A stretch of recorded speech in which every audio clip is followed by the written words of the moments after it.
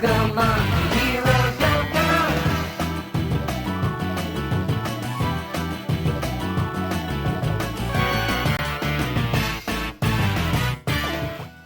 Yes, after several attempts I finally caught that bloody monkey. Direct console capture didn't work. I didn't want to revert back to my original capture device because the picture quality would be shit. And the game is incompatible with the PlayStation Classic. So I ensnared that monkey with a duck. Duck Station to be exact. An excellent PS1 emulator I recently learned of. So good in fact, I have removed the PlayStation Classic from my setup. Because, let's be honest here, it was a lackluster attempt by Sony to jump on the mini console bandwagon.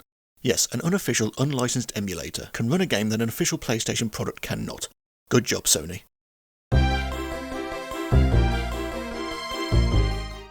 There exists 3 worlds: the Dream World, the Waking World, and the Nightmare World. These worlds are kept in balance by the Storybook of Dreams to help keep the nightmares from invading the waking world. But that is about to change. Here in the world, that's all the manual refers to it as, our hero Monkey is working the mines. An explosion occurs. It's the Nightmare King. He has invaded the world and plans to rule over it with nightmariness and sends his minions all over the world.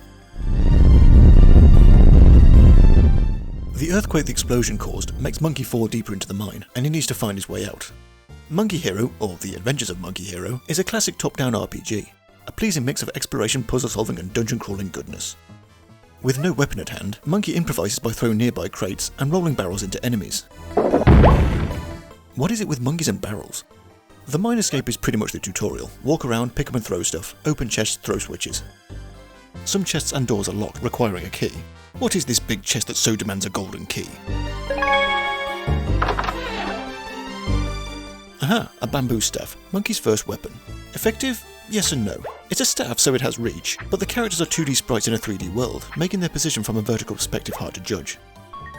Once outside, Monkey sees Master Sage at his dojo. He will tell Monkey the usual spiel that the world is in danger, and Monkey is our only hope, yada yada yada. You must go to the library and keep the Storybook of Dreams safe. Master Sage will give Monkey a magic headband that will allow him to communicate telepathically throughout the game, just like Greybear's stone in Brave the Search for Spirit Dancer, because all old white sages can do that apparently. Well, I can no longer avoid the obvious. This is so The Legend of Zelda, but that is not a bad thing. As I've said in the past, if the rip-off is good, nobody cares. Like Zelda games, there are several dungeons to unlock and explore, starting with the library here. Contained within are new equipment and abilities. In the library, Monkey will find the Scroll of Hovering, allowing Monkey to helicopter over gaps using its staff.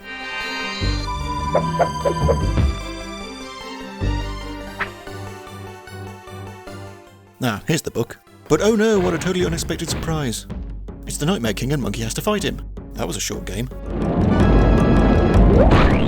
After throwing a few crates at his face, he proclaims that if he can't have the book, no one can, and does what might be the most cliched video game trope ever, scatters the book pages all over the world, leading Monkey on a perilous adventure to recover them all. After acquiring a map, Monkey can see where all the pages have gone. Not the most detailed map, but it's still better than whatever that thing was in Shifters. This makes navigating the world a little tricky. Just head in the general direction and hope you can find it. Not to mention it's so dark everywhere. Is there no sun in this cursed country? There are villages dotted around with shops to buy supplies, like dynamite, throwing spears, additional health, the usual. Everywhere Monkey goes he is praised by the people. This means side quests. And of course, it's an RPG, so Monkey's the only competent person around. They are worth doing though, as they will be rewarded with more health and even a better staff. But the meat of this primate pudding are the dungeons. Like The Legend of Zelda, the dungeons are where the real gameplay lies. These don't have maps, but that's okay. They're laid out logically enough not to need one. Solve puzzles, fight enemies, traverse dangerous rooms, reveal chests, all that good stuff. Again, like the Zelda of Legend, subsequent dungeons can only be accessed with a new toy Monkey has acquired from the previous. A mallet for pounding steaks, and enemies. A candle to light braziers, and these annoying ghosts. A grappling hook to get to high places. Gotta have a grappling hook. And take down these birds. Each dungeon naturally has a boss at the end. These are an eclectic bunch. Some are challenging and some are just way too easy. Once defeated, Monkey will do his happy monkey dance and receive a page. As more pages are collected, the story gets weird. Monkey comes across a conspiracy theory nut who claims that the nightmares invading the land are actually aliens. Oh please, nightmares are now aliens? That's the stupidest thing I've ever heard. Ah crap, a crashed spaceship in the swamp! Monkey Hero's only one game and it's already jumped the shark. Like the inconsistent boss difficulty, the dungeon lengths also vary. The Mausoleum dungeon is long and tricky compared to this alien spaceship, which ends so abruptly. I actually thought the boss fight was a first phase and Monkey would finish him off later. Nope, dead, page, finished.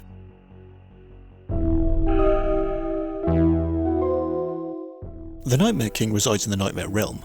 The longest and hardest dungeon? Not really. See what I mean about inconsistency? Still dark as f*** though. I thought maybe the darkness is part of the Nightmare invasion, and it will lift once the Nightmare King is defeated. That wasn't the case. Then I realised the game will be over anyway, so it wouldn't matter. Speaking of defeating the Nightmare King, let's do this. He has a few attack stages, showing his true form, this little git.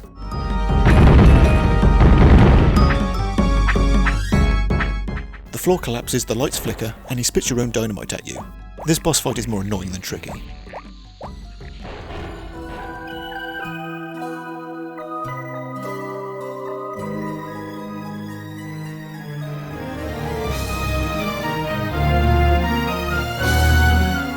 Monkey Superman 2's his ass into the storybook. And another abrupt ending.